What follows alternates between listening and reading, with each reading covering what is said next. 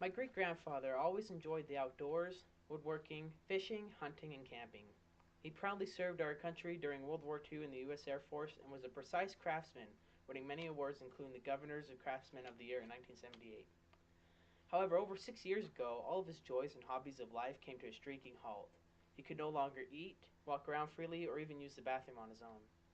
At age 88, he was bedridden in the hospital.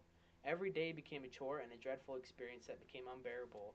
His pain and suffering became so extreme that he prayed and begged for the doctors to end his suffering, yet all the physician said was, "I'm sorry, there's nothing we can do." He started to starve himself and do whatever he could to end the pain. Eventually, he passed away in an undesired way. I understand this is a difficult topic to connect to, but what if this was your grandparent? Chances are you'd be in the exact same shoes as mine. According to the scholarly article, What Happens After a Request for Euthanasia is Refused by Harriman Pasma, he says that in the states where euthanasia or physician assisted suicide is illegal, no patient's request for either EAS or PAS was granted. Whereas where it is legal, such as Washington, of the 173 requests that were made, 159 of those were granted. That is 92% requests that are granted, and that means only 8% of requests are refused. This highlights the significance of the issue. Throughout my talk with you, I'm going to demonstrate that euthanasia and physician-assisted suicide is a benefit for physicians and patients in America, why it is a problem, and why it should be made legal in all 50 states. So this leads me to my first point. How is euthanasia and physician-assisted suicide a benefit to physicians and patients in America? It provides a relief for patients with unbearable suffering and pain and whose quality of life is low. I can't imagine what life would be like if I was chained to my bed and I couldn't do anything that makes my life worth living, such as going out and breathing fresh air, spending time with my family, and enjoying all walks of life. You may be living, but you aren't living, hence the term low quality of life.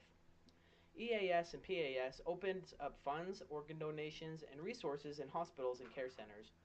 When a patient's request for euthanasia or physician-assisted suicide is granted, that saves the patient's family and the hospital money, as well as the hospital's resources, since there is one less mouth to feed. They save on IV and blood fluids and the other luxuries that come in a hospital, such as television and internet. If the patient who requested EAS or PAS is a donor, then their organs can be used to save another life. Plus, physicians can focus their time and energy on other patients that have a higher chance at living. EAS and PAS helps families, physicians, and especially the patient physically, mentally, and spiritually. Death can be a very difficult and sometimes traumatic experience for people to go through, especially for families. The families want to hold on to their loved ones and see them live as long as possible, yet most families want what is best for their loved one also, so they choose to support euthanasia. Therefore, that argument is invalid. It helps relieve stress off of physicians since they don't have to worry about taking care of their highly needy patient 24/7, and it's comforting to those who are very spiritual because they know they have fulfilled their duties and are off to a better place. These facts were provided by the Washington State Department of Health. Now, some of you may say that it is immoral or unethical to take a person's life, and it is best to keep their life sustainable until they pass away naturally.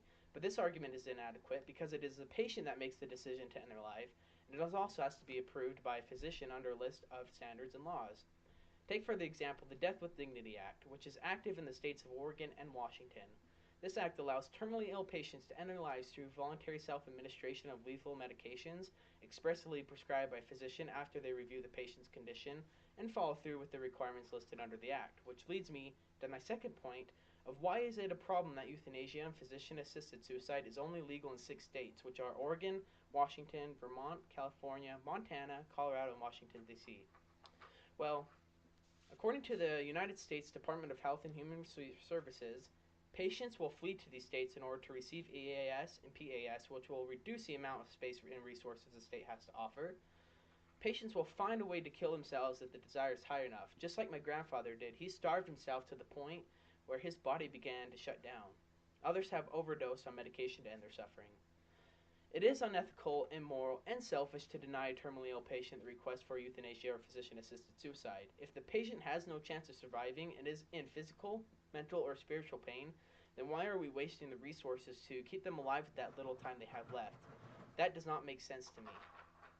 Some may say that physicians are simply obeying the laws and states will never run out of resources for patients. However, this argument is invalid because, according to the academic journal, Euthanasia and Physician-Assisted Suicide, Attitudes and Experience of Oncology by Ezekiel Manuel, in some states where EAS and PAS is illegal, such as Illinois, physicians openly admitted to conducting euthanasia for a patient, even though that practice is illegal. Also, most hospitals and care centers have a capacity of how many patients they can take in at a time, and how will these states supplement incoming patients who want euthanasia and PAS? It will become a disaster. This leads me to my third point that euthanasia and or physician-assisted suicide should be legal in all 50 states because it will create new opportunities to train physicians and expand the medical field. By making EAS and PAS legal in all 50 states, it will open up jobs for new physicians and create new skills for physicians to obtain. It is our right to have the freedom of choice. In America, we pride ourselves on our freedom and independence. It's our freedom to choose religion, our job, and what we want to do with our lives that makes this country so great. So why, um, so why make our right to die illegal, especially when it's done in an ethical and clean way that benefits everyone? Which hands us off to another subpoint that there's nothing negative that can come from it. Euthanasia and physician assisted suicide are both positive and useful acts, which in this case, the pros outweigh the cons. If we carefully decide what kind of patients qualify for EAS and PRS and regularly monitor the conditions of the act, then there's nowhere to go but up.